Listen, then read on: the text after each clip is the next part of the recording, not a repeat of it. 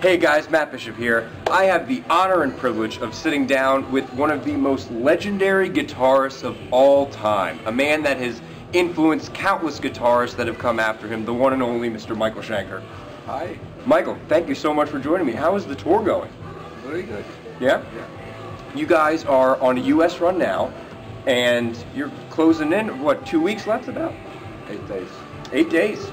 And then you guys... 8 concerts. 8 concerts left. And then you guys head over to Japan and Europe for a little bit. Yeah. That's got to be exciting, heading home to Europe for a little bit. Yeah. Yeah? You guys are out here promoting your new album, Temple of Rock. It's out now. Talk to me a little bit about the record. How is this unique, or maybe the same from other Michael Schenker records that have come before it? How is that? How is it kind of unique, or is it maybe the same as a lot of stuff that you've done before? Well, it's like... it's a Michael Schenker record, and it kind of fits in with the idea of what I'm doing right now, the live performances. It's kind of basically the past of my career, you know, the classics that I perform, and simultaneously the Temple of Rock is a statement of presenting music, continuous presenting music, that comes from within, that's the way I've been writing since I started writing, which, you know, when I was 15 years old, my first song I wrote was In Search of Peace of Mind.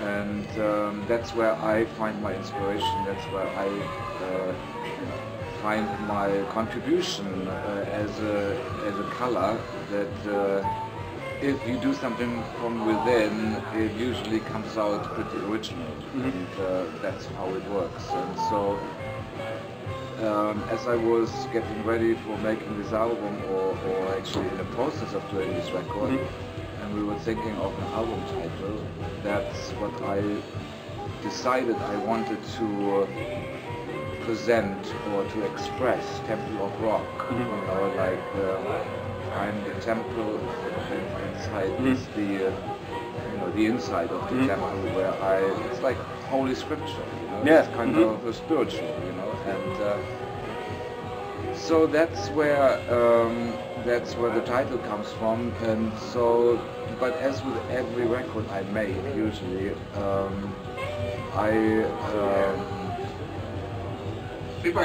usually start, you know, I accumulate ideas, little bits and pieces that when I play guitar, I bump into something, oh, this is great, and I put it down, and when it's time to make a record, I look at those bits and pieces that I have, and then what I really like at the moment, at that point, that inspires me to add other parts to it, and write my songs. And then, you know, I go and then in this case I was going to Michael Foster's studio, recording studio, to do a demo, just to get a better picture of what I was doing, and he was helping me with the guide vocals, and I went like, wow, you know, you have a great voice, why don't you sing on the record? He always wanted to do stuff with me. Basically nothing was really planned, but as I was going along, this thing created like a very interesting little bits and pieces that I had no idea what the outcome would be. But so Michael unexpectedly became the singer of the album, the main singer. And then William Shatner, he wanted me to play on his record, and out of the blue, and he was like, Michael Foss, he had this intro, and I told him that this is a really good intro, but we need like a voice, a big voice, like maybe an actor. And then when Shatner was asking me, I mean, like, this is the guy, you know, to do the intro, and so we asked him if he would speak the intro, and you know, so he ended up doing the intro on my record, and I played on his solo record, and then also, oh, and then when Pete and Herman, I was practicing with them, rehearsing for a show, and for like a live performance, like a live tour basically, performing Scorpions, Strangers in the Night and stuff like that. Like started off with Strangers in the Night, but then Herman showed up and I added some Scorpions stuff to it. I was doing the demo simultaneously. When Pete and Herman heard it, they went like, we want to do the bass, we want to do the rhythm section. So I had them there involved, without planning anything. And then the next thing was like, why don't we, maybe I should add some past musicians to it, you know, and so it's kind of basically, it became something. Just like a big melting pot, big temple. It became something very interesting, more like the universe was already, you know, I was just doing my part, but maybe the picture was already, you know, there somehow as a blueprint. But anyway, it just everything came together very, very smoothly and interestingly, and at the end of the day, we had a really, really good album there with lots of great musicians. My brother participated, Paul Raymond from UFO, and you know, Doogie White, Robert McCauley, and it was just kind of, I couldn't have planned anything like this. Yeah. It just would have been too difficult to coordinate. It just happened, you know. And so, and then I thought, you know, this would be a great time to make a statement of Temple of Rock, you know, because also externally lots of musicians that have been had a big impact in rock music over the last, you know, years. And so that was basically the right timing to do something like that. Well, being back with, you know, your brother and Pete Way is on the album, does this bring back a lot of memories for you guys, you know, from back in the day? You guys put out a lot of great music, and it's widely regarded as some of the best in hard rock, and it really serves as a blueprint for a lot of bands that came after you guys. Well, it doesn't really bring back memories. Memories, you know, if I want to go there, I can get many memories, but you know, it has nothing to do with making the album. But it was great to feel and see the development of, wow, this is great. After all these years, all these guys are actually available and show up and do it. It was fantastic.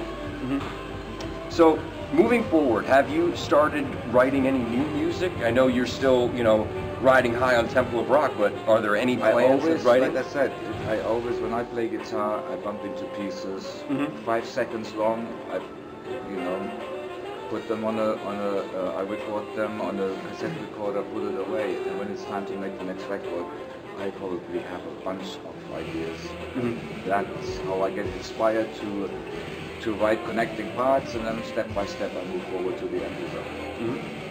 When you look back on your iconic career, and I think it really is a long and iconic career, what would you say is one moment that stands out to you as kind of like, wow, this is kind of the moment of my career? You know, that's not how I view it. I don't really view life as career, and you know, for me it's life, life in itself. And I had so many incredible steps in life, if it was musically or development as a person, self-improvement situations. You know, MSG was put together in 1980 you know, to have the peace to develop as a musician, to experiment with things that I couldn't do with the band, like where everybody was chasing, you know, going somewhere, whatever it was. For me, it was more like I needed to do things in my own momentum, in my own pace, do the things I wanted to do regardless if they sell or not. I needed to do things musically that are satisfying, and something that I needed to do in order to experience those things. That for me was more fulfillment. And the need for that also to develop as a person, to go through my, you know, bits and pieces, that what I think life is for, is to develop. And you know, so therefore I needed lots of peace, a lot of my own pace, and not be in a where, you know, where I become like you know, following a bunch of people who are aiming for something, but it's not my vision. You know, I was not interested in what those guys were looking for. Like I just explained, you know, I was more interested in developing. And so because I look at life as a continuous development in all sorts of ways, I have lots of highlights and lots of results and lots of incredible experiences, so I wouldn't even know where to start. For me, it's like so many moments of amazing stuff, you know, it just keeps going like that. Well, you've certainly written a lot of great music up until this point, and we hope that there's a lot more to come. we're gonna let you go get ready for this show. You got a big show tonight. Guys, Temple of Rock, the new album from the one and only Michael Schenker, is out now. So go get it and crank it up.